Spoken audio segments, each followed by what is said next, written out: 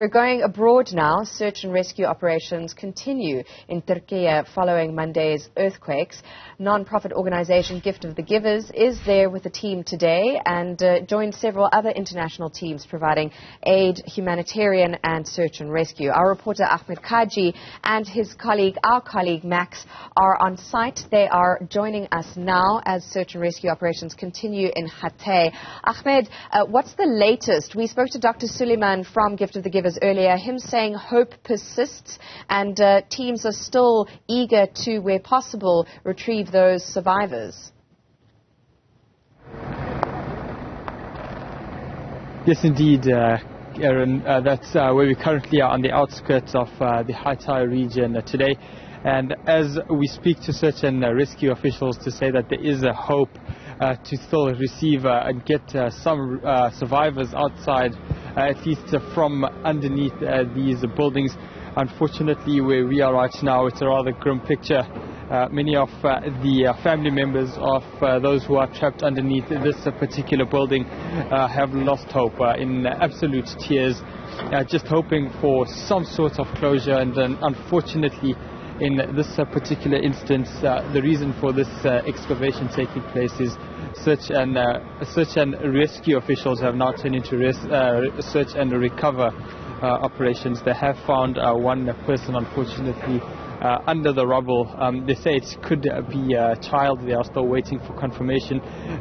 Unfortunately, they say they have only seen the bottom half of the child's body, which makes it really unfortunate to see that over here in real time. It's unfortunate that we are seeing it, all of this unfold. We're coming into hope this morning. It's been 5 days of trying to get into these areas, and even though that golden window had passed in the 72 hours where one would normally get the rescuing of many of the survivors who would still be alive but trapped underneath the rubble, with it now being more than 5 days since those devastating earthquakes, unfortunately it's seeming to be more and more a search and recover operation. And that's unfortunately what we are seeing over here. Family members have actually camped outside this house since the earthquake on Monday morning, and just hoping and praying that their loved ones who are trapped inside are still alive.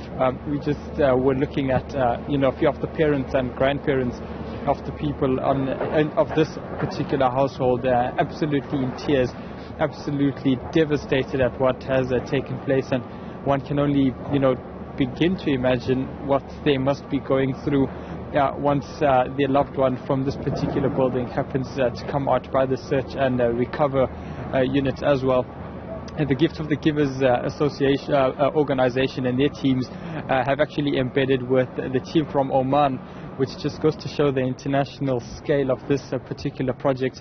They have come out with their K9 units from South Africa, so it's become a joint operation between the Oman team, the South African K9 unit and Gift of the Givers, all of them working together to try finding at least some of the survivors. But in this particular area, it's going to be a very somber morning heading into the afternoon, as unfortunately one P4 has been found. I'm just going to ask Max to maybe just pan a bit to your right of your screen to just see some of the devastation across the rest of the community over here. You will see unfortunately these buildings have been absolutely devastated, completely destroyed, razed to the ground. Many a times throughout the last week or so that we have been with a Gift of the Givers, we managed to just pick up some of the terminology and what is the correct terms to be using. And the picture on your right hand side, just behind that tractor, the building has fallen in on itself, and that is normally referred to as a pancake collapse. That's when one floor happens to just collapse on the one below, and you can only imagine the devastation that a person would experience if you're on the first or second floor and a 5 or 6 story building collapses in on yourself. We also know that the earthquake struck at around 4:15 in the morning, and everyone was still asleep. Like I mentioned yesterday, the early morning Muslim prayer is later in the winter over here, sunrise only being around 6:30 or 7 a.m. So people would have still been asleep, and when the earthquakes had shocked this area at 7.7 and 7.6 magnitudes respectively, this is just the devastating impact that we have seen. Unfortunately, the foundation and the architectural integrity of these buildings isn't as strong as one would normally expect, and that's the reason for the higher number of casualties, exceeding that 20,000 mark shared between Syria and Turkey as well. But out here in the Hatay region, as we wrap, we will just see, and we will wait to see what the search and rescue teams find. But it's going to be a very somber morning and a very somber afternoon as the family and the friends of the people within this building will receive some devastating news and updates from these officials as they continue their search and recover operations, which is rather unfortunate and really devastating for the communities over here. Fred, you're reporting there along with our colleague Max Maxwell in Hatay, in Turkey, really rendering the specifics of this. You know, having heard from Dr. Suleiman, him describing 10 provinces affected, some 24,000 fatalities and counting at the moment. You know, he's saying some 23 million people will be affected by those two quakes and the aftershocks, of which there were several. You mentioned the K9 units. We understand that there's one of 5 dogs of 6 handlers from South Africa now on site on the ground in the same region you're in, and another unit en route. I wanted to ask you, Ahmed, you know, you and Dr. Suleiman have spoken about the psychological toll here, you know, the sort of distress that survivors are going through, including families like the one you've just mentioned, just meters from you, hoping to recover another body of a loved one. What is it like for the teams from South Africa that are there? Are these people with skill and experience dealing with this kind of thing who themselves can manage the sort of witnessed trauma that you are seeing in the aftermath of those quakes? Yes, very much so. The teams which normally come out on operations such as this ones are highly experienced. Speaking to the team over here, they were out in Indonesia during the previous earthquake. They were out in Syria a few years back, carrying out the operations back in 2019. They were out in Mozambique when the cyclone had hit Beira and the surrounding regions as well. So they've been out and about carrying out these specialized operations.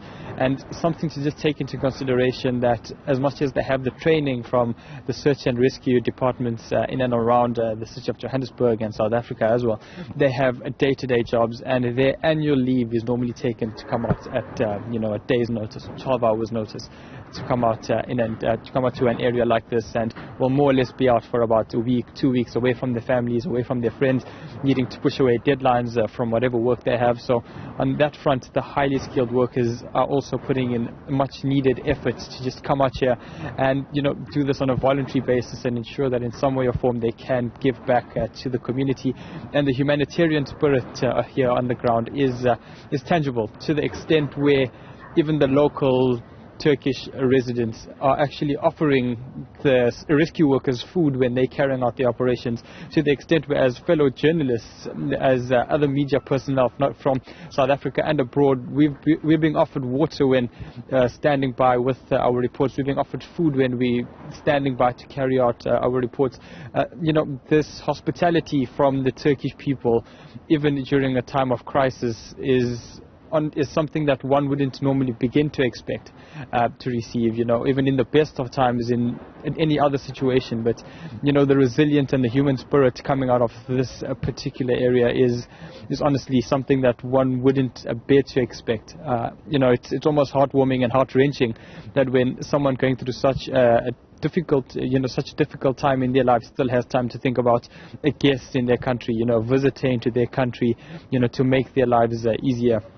And we had spoken to Brother Shaban, who actually traveled 600 kilometers from Antalya to the Hatay region, and he just said him a few friends, they have a hotel group. They've actually housed a few people in some of the hotels that they have in the area over here which weren't damaged, and they started a soup kitchen just got some resources around water and milk and soup, and they've just been feeding the people in the area, whoever they can, and just speaking to that hospitality. Yesterday, after we had done our interview with him, he had called myself and Maxwell Salatola and said, "I need you to come and have a meal." And as much as the difficulties that they're going through. They are still offering, people in and around the area, strangers in their country, meals. That hospitality is coming through. So that's just the picture of what we are seeing on the ground. Just prior to wrapping, you will see these officials still looking down to see exactly what they can find, just to also keep themselves safe without having the entire building collapse below them as well. It's going to be a really difficult next few hours ahead, as the rescue teams, both from South Africa, Oman, and whichever local authorities are here as well, will try to work their way around to at least try to recover one person, and at least in that way or form give one family some sort of closure as well. We will be continuing with the coverage throughout, both with myself and Maxwell Selotolo, and you will see just a few of the officials over there. Xavier is probably the gentleman just behind the white helmet. He's been at the forefront of some of the operations. He's actually out from Cape Town in Stellenbosch, working out at CPUT, taking time out on really short notice to come out and just assist with these rescue operations as well. We will be keeping you posted, and as and when there is an update over here, we will be keeping you posted, and hopefully some families can get the closure that they need, and hopefully we really sincerely hope that there then will be that search and rescue. At least we can find 1 or 2 or 3 survivors who would have obviously went through 5 or 6 days worth of having rubble on top of them, but at least they would have survived. Erin. Ahmed Kajee there in Hatay in Turkey with our colleague Maxwell Selotolo. Do stay safe, and we will keep up to speed as things develop there in the aftermath of those quakes.